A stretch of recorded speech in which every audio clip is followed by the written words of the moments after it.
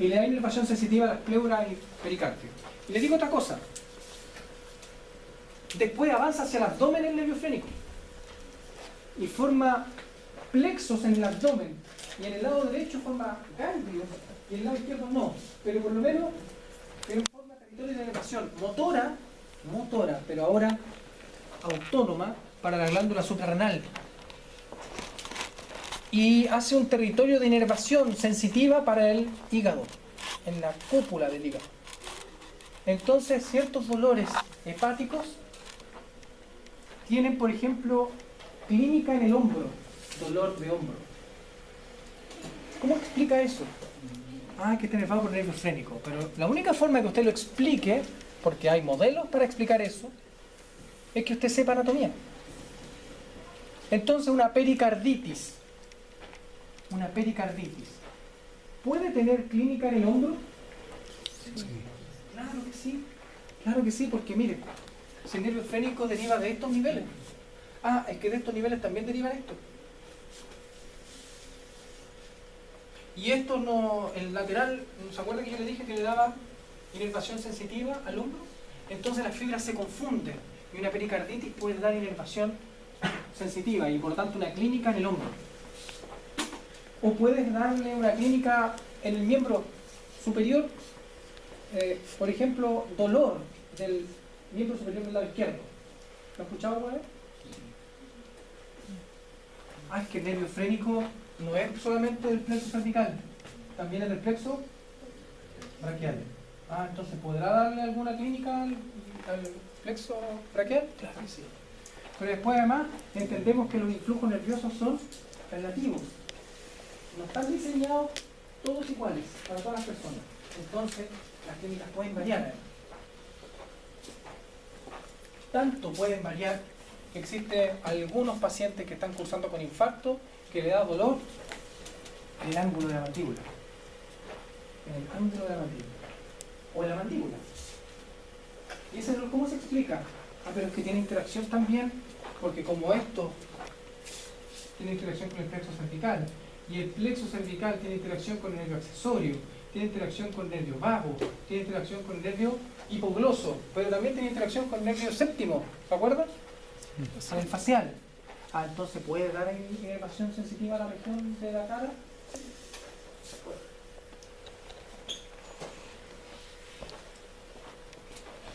Ahí está marcado en azul el plexo cervical superficial y en rojo el plexo cervical profundo. En rojo siempre se homologa a una inervación motora. Lo azul siempre se homologa a una inervación sensitiva. Entonces ahí estamos viendo los nervios sensitivos y los nervios motores. Perfecto. Ahí estamos viendo los nervios infrayoideos, que lo habíamos visto que hacían del asa cervical. Y aquí estamos viendo la interacción que forma el asa cervical con el nervio hipogloso, de tal manera de que ocuparlo como vehículo para llevar inervación motora hacia los músculos suprayoideos. Nervio frénico, dijimos que interactuaba con el plexo cervical y braquial, se conformaba, descendía en relación al músculo escaleno anterior, descendía después en relación entre los vasos subclavios y después se incluye en el tórax para que dé su ramo. O sea que después lo da ramo. Plexo braquial. Bien, hasta aquí llegamos con un plexo que en teoría no es difícil y son pocos nervios. Por lo menos son pocos.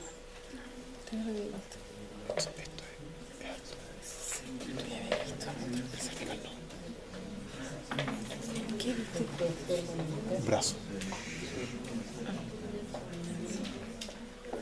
Empieza a ver antebrazo. Miren, el plexo braquial.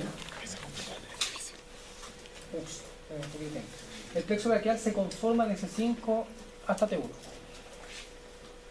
Por los ramos anteriores de los nervios raquídeos. Pero en algunas ocasiones toma el ramo de C4. Cuando lo toma, deja de tomar el C1 y se traslada hacia C8. Y queda conformado entre C4 y C8. Y se denomina plexo prefijo o prefixo.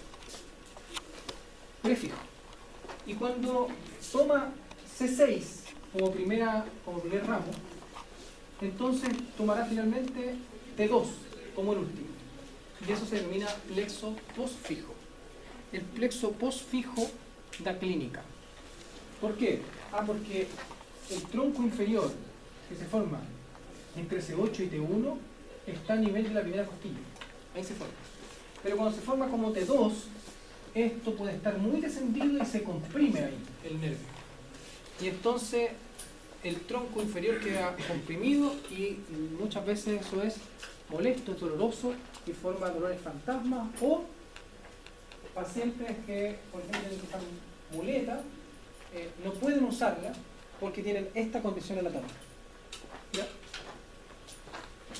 Entonces es importante saber que esto puede ser un plexo normal, C5-1, prefijo, C4-C8 o postfijo de C6 a T2. ¿Cómo se conforma el plexo?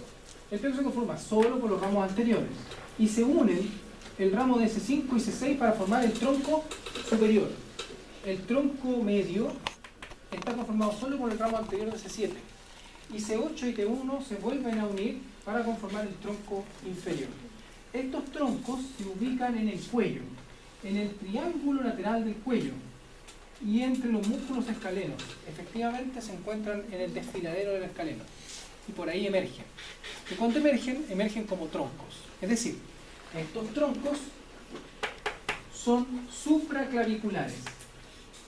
Esto quiere decir, además, que la clavícula forma un rol importante, en la constitución del plexo braquial, porque vamos a tener un plexo braquial conformado supraclavicular y un plexo que va a ser infraclavicular. A nivel infraclavicular, los troncos superior, medio e inferior se van a dividir y se van a volver a dividir en un ramo anterior y un ramo posterior. Los tres. Los ramos anteriores del tronco superior y medio van a conformar otra estructura que se denomina fascículo. Y vamos a tener el fascículo lateral. El ramo anterior del tronco inferior va a formar por sí solo el fascículo medial. Pero la división posterior de los tres troncos, las divisiones posteriores de S, ahí está, S y S, formarán el fascículo posterior. Lateral, medial y posterior, ¿a qué? A la arteria axilar. Entonces la arteria axilar va en el centro de esto, tapando al fascículo posterior. Y cuando ya usted está viendo la arteria axilar, entonces quiere decir de que la constitución de los fascículos debe estar alrededor de ella. Pero esto es lo normal. ¿Puede no existir un fascículo? Claro que sí. ¿Puede existir un fascículo adicional? También. ¿Puede fusionarse? También. ¿Puede haber comunicaciones? Puede haber muchas condiciones en el plexo.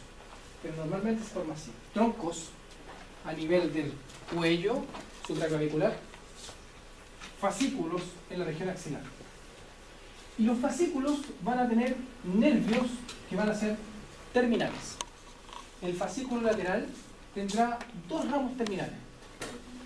Un nervio que en su constitución es corto y se pierde rápidamente porque perfora el músculo coracobraquial. Lo perfora y se pierde. Es el nervio músculo cutáneo. ¿Cuánto tiene de distancia en su constitución? 1,5 centímetros aproximadamente. Y es amplio, ¿no? Una vez que emerge, recorre 1,5 o 2 centímetros y se pierde en el coracobraquial. Lo deja. Y después tenemos este nervio que se denomina la raíz lateral del nervio mediano. Raíz lateral del nervio mediano. O sea que tiene dos ramos terminales, el nervio músculo cutáneo y la raíz lateral del nervio mediano. El fascículo medial tiene también dos ramos terminales. El nervio ulnar, un nervio amplio, voluminoso, muy largo, que no da inervación a nivel del brazo, solo se constituye y avanza porque su territorio va a ser el antebrazo y la mano, sobre todo la mano. Entonces el nervio ulnar se constituye en compañía, en gran medida, la primera porción de la arteria axilar, ¿no? Va en compañía de él, y después se va dirigiendo más bien al codo y hacia la región posterior del codo para incluirse detrás del epicóndilo mediano. Y usted lo puede saltar en el lunar cuando usted se mete el dedito entre medio ahí y lo presiona y duele. Se puede anestesiar a ese nivel también, el nervio lunar. Entonces cuando usted se pega en un codo por medial, ese dolor es insoportable. Inhabilitante, se tira al suelo y se soba. Aunque es muy superficial, el nervio así.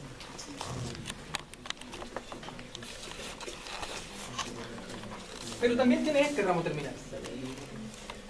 La raíz medial del nervio mediano. La raíz medial del nervio mediano. Entonces entre la raíz lateral y la raíz medial del nervio mediano se forma el nervio mediano. El nervio mediano es el nervio más importante del miembro superior. Es el más importante por varios motivos. Por su territorio de inervación, por la cantidad de fibras, por su ubicación, por su topografía, porque es de referencia, porque da clínica a nivel del túnel carpiano, por ejemplo, porque da clínica a nivel de la axila, cuando a una persona le golpean la axila, por ejemplo, en estas peleas de MMA o que casi todo vale, le levantan un brazo y le pegan en la axila y entonces el individuo se desploma y cae desmayado. Reaccionó por el nervio mediano. El nervio mediano se ve afectado, se apaga. Porque la cantidad de inervación sensitiva es enorme.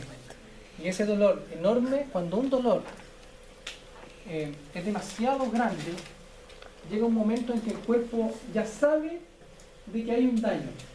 No necesita más cantidad de información porque está inundado. Entonces el sistema se apaga. Y la persona se desmaya.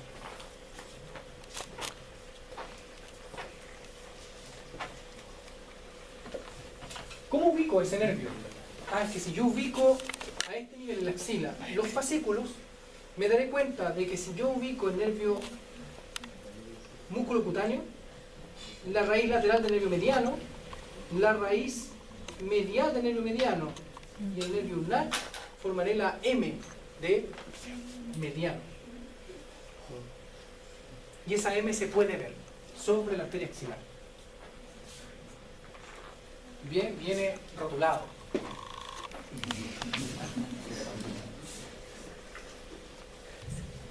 Porque finalmente los nervios que están por posterior, del fascículo posterior, no se ven, no están tapados. Entonces esto se ve muy claro. La M de mediano. Pero dijimos que el fascículo posterior se conformaba y también da dos ramos terminales.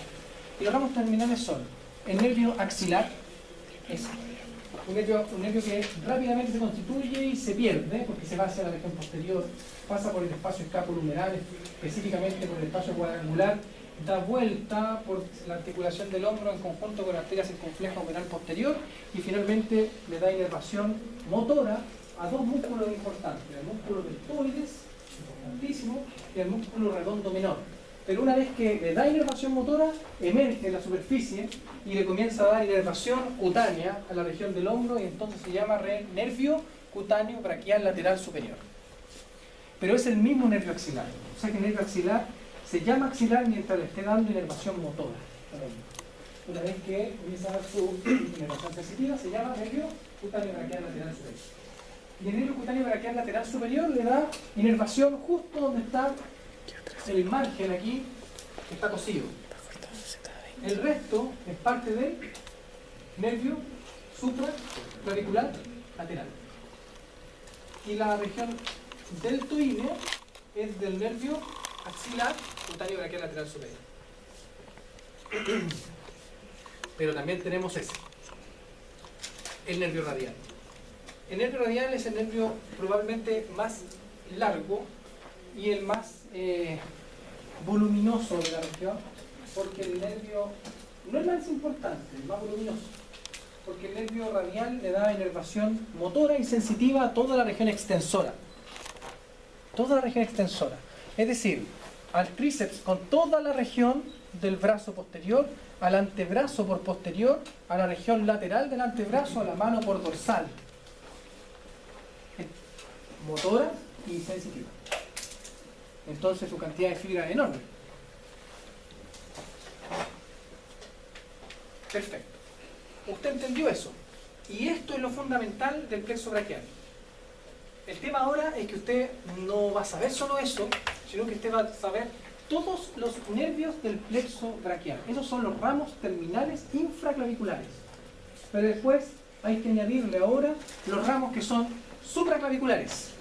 Supraclaviculares. O sea que hay nervios que desprenden de aquí. Por ejemplo, un pequeño nervio que se desprende normalmente del tronco superior, un pequeño nervio, y que va a ir en relación a la clavícula, y se denomina nervio subclavio.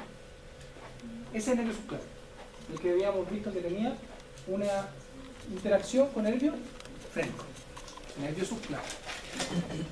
Un nervio que se desprende de C5, aproximadamente C5, C6, C7, o sea que tiene de aquí también, y de aquí, y se van a unir,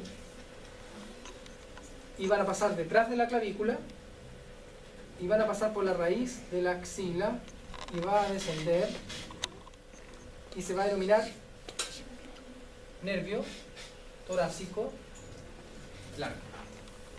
Y le va a dar inervación al serrato anterior o mayor. Nervio importante porque pasa por el vértice de la axila. Y si pasa por el vértice de la axila y pasa por la axila, se puede ver afectado, por ejemplo, en una cirugía de extirpación linfática. Por ejemplo, por una glándula mamaria afectada por una neoplasia, ¿no es cierto? O por un tumor que esté creciendo en la región. Y entonces queda el músculo serrato paralizado, raro.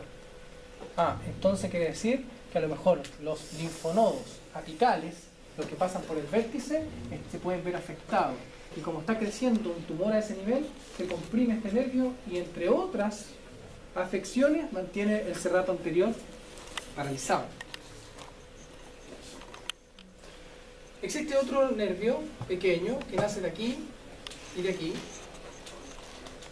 y este recorre hacia posterior y se denomina nervio dorsal de la escápula o dorso escapular.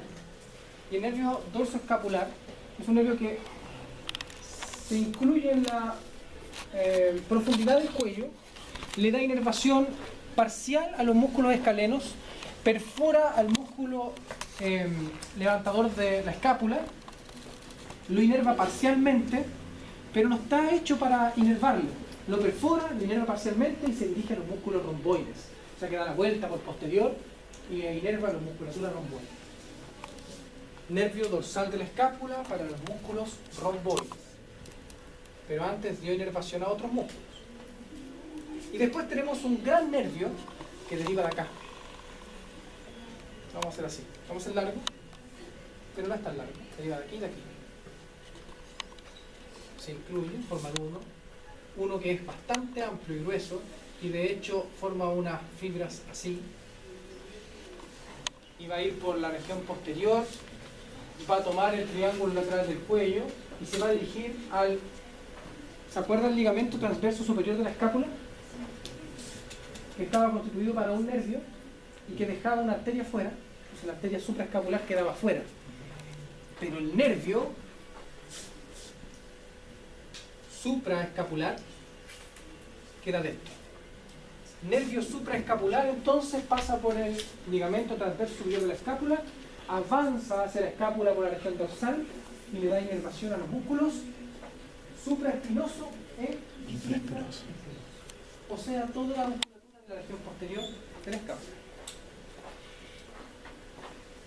Nervio supraescapular. Bien, una vez que hemos conocido los ramos que se denominan ramos supraclaviculares del plexo braquial, usted también conoció los ramos terminales infraclaviculares del plexo braquial. Empezaremos a ver cuáles son los nervios que derivan de cada fascículo, porque no son únicamente estos. Del fascículo lateral inervará otro nervio, emergerá otro nervio que se denomina nervio pectoral lateral. Nervio pectoral lateral. El nervio pectoral lateral le da inervación motora al músculo pectoral mayor. Este nervio a mí me parece muy interesante porque se une con un nervio que deriva del fascículo medial, que se denomina nervio pectoral